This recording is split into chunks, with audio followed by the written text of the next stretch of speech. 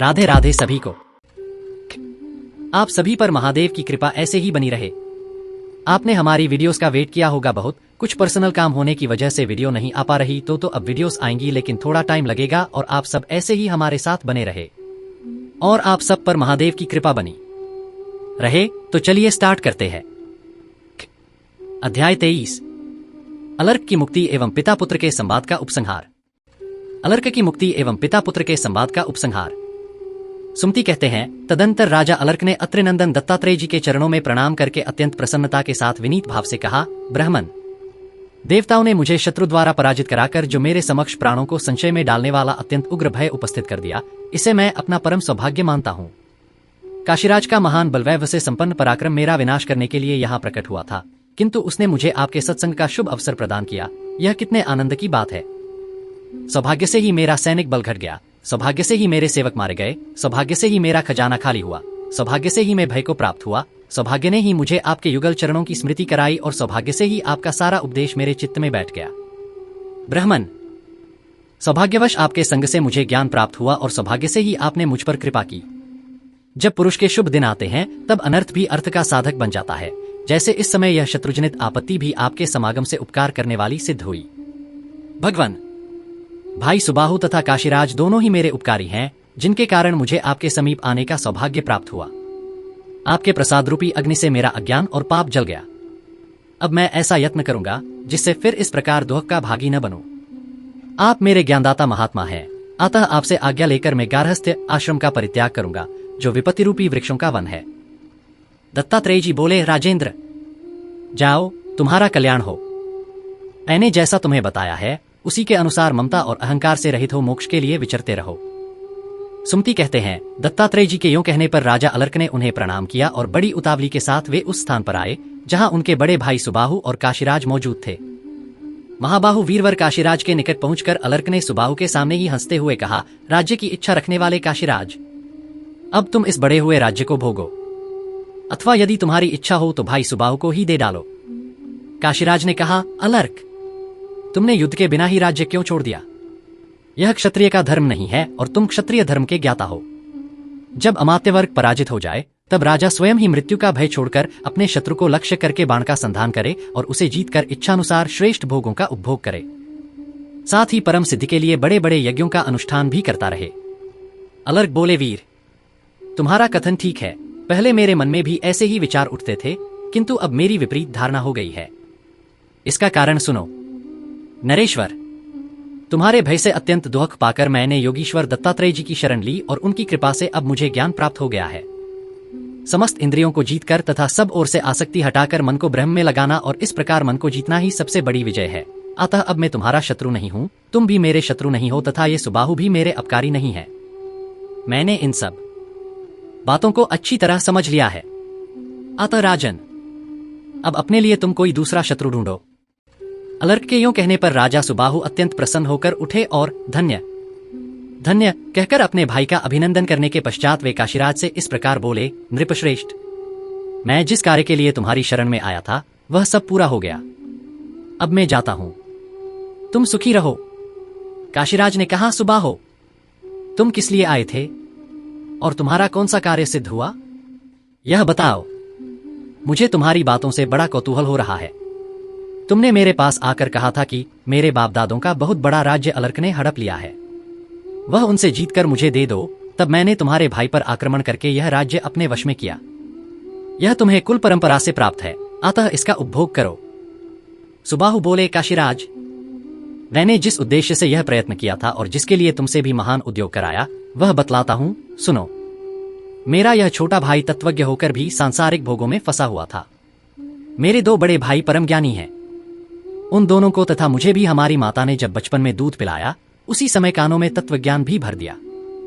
मनुष्य मात्र को जिनका ज्ञान होना चाहिए वे सभी पदार्थ माता ने हमारे सामने प्रकाशित कर दिए, किंतु यह अलर्क उस ज्ञान से वंचित रह गया था। राजन, जैसे एक साथ यात्रा करने वालों में से एक को कष्ट में पड़ा देखकर साधु पुरुषों के हृदय में दुख होता है, उसी प्रकार इस अलर्क को गृहस्थ आश्रम के मोह में फंसकर कष्ट उठाते हुए देखकर हम तीनों भाइयों को कष्ट होता था, क्योंकि यह इस शरीर का संबंधी है और इसके साथ भाई की कल्पना जुड़ी हुई है। तब मैंने सोचा दुख पड़ने पर ही इसके मन में वैराग्य की भावना जागृत होगी अतः युद्धोद्योग के लिए तुम्हारा आश्रय लिया।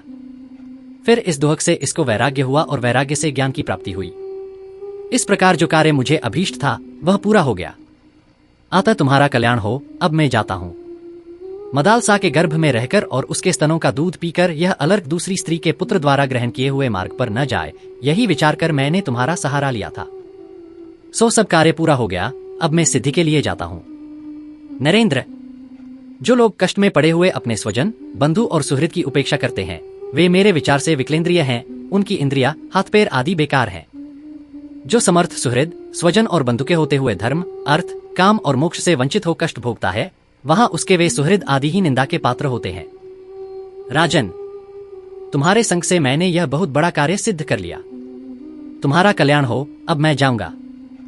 साधु श्रेष्ठ, तुम भी ज्ञानी बनो। काशीराज ने कहा, महात्मन, तुमने अलर्क का तो बहुत बड़ा उपकार किया। अब मेरी भलाई में अपना मन क्यों नहीं लगाते? सत्पुरुषों का साधु पुरुषों के साथ जो समागम होता है वह सदा फल देने वाला ही होता है, निष्फल नहीं। अतः तुम्हारे संग से मेरी भी उन्नति होनी चाहिए। सुबाहु बोले, राजन, धर्म, अर्थ, काम और मोक्ष 4 पुरुषार्थ हैं। इनमें से धर्म, अर्थ और काम तो तुम्हें प्राप्त हैं। केवल मोक्ष से तुम वंचित हो। अतः वही तुम्हें संक्षेप से बतलाता हूं। एकाग्रचित्त होकर सुनो। सुनकर भली भांति उसकी आलोचना करो और उसी के अनुसार अपने कल्याण के यत्न में लग जाओ। राजन, यह मेरा है और यह मैं हूं, इस प्रकार की प्रतीति तुम्हें नहीं करनी चाहिए, क्योंकि आलोचना का विषय तो बाह्य धर्म ही होता है। धर्म के अभाव में कोई आश्रय नहीं रहता। अर्थात मैं, यह संज्ञा किसकी है, इस बात का तुम्हें विचार करना चाहिए। बाह्य और आंतरिक तत्व की आलोचना करनी चाहिए। आधी रात के बाद भी इस तत्व का विचार करना चाहिए। अव्यक्त से लेकर विशेष तक जो विकार रहित, अचेतन व्यक्त और अव्यक्त तत्व है, उसे जानना चाहिए और उनका ज्ञाता जो मैं हूं, वह मैं कौन हूं, इसे भी जानना चाहिए। इस मैं को ही जान लेने पर तुम्हें सबका ज्ञान हो जाएगा। अनात्मा में आत्मबुद्धि का होना और जो अपना नहीं है उसे अपना मानना, यही अज्ञान है। भूपाल, वह मैं सर्वत्र व्यापक आत्मा हूं, तथापि तुम्हारे पूछने पर लोक व्यवहार की दृष्टि से मैंने ये सब बातें बता दी हैं। अब मैं जाता हूं। सुमति कहते हैं, काशीनरेश से यूं कहकर परम बुद्धिमान सुबाहु चले गए। काशीराज ने भी अलर्क का सत्कार करके अपने नगर की राह ली। अलर्क ने अपने ज्येष्ठ पुत्र को राजा के पद पर अभिषिक्त कर दिया और स्वयं सब प्रकार की आसक्तियों का त्याग करके वे आत्मसिद्धि के लिए वन में चले गए। वहां बहुत समय तक वे निर्द्वंद्व एवं परिग्रह शून्य होकर रहे और अनुपम योग संपत्ति को पाकर परम निर्वाण पद को प्राप्त हुए। पिताजी, आप भी अपनी मुक्ति के लिए इस उत्तम योग का साधन कीजिए। इससे आप उस ब्रह्म को प्राप्त होंगे जहां जाने पर आपको शोक नहीं होगा। अब मैं भी जाऊंगा। यज्ञ और जप से मुझे क्या लेना है? कृतकृत्य पुरुष का प्रत्येक कार्य ब्रह्म भाव की प्राप्ति के लिए ही होता है। अतः आपकी आज्ञा लेकर मैं जाता हूं। अब निर्द्वंद्व एवं परिग्रह शून्य होकर मुक्ति के लिए ऐसा यत्न करूंगा जिससे मुझे परम संतोष की प्राप्ति हो। पक्षी कहते हैं, जैमिनी जी, अपने पिता से यूं कहकर और उनकी आज्ञा ले परम बुद्धिमान सुमति सब प्रकार के संग्रह को छोड़कर चले गए। उनके महाबुद्धिमान पिता भी उसी प्रकार क्रमशः वानप्रस्थ आश्रम में जाकर चौथे आश्रम में प्रविष्ट हुए। वहां पुत्र से पुनः उनकी भेंट हुई और उन्होंने गुण आदि बंधनों का त्याग करके तत्काल प्राप्त हुई उत्तम बुद्धि से युक्त हो परम सिद्धि प्राप्त की।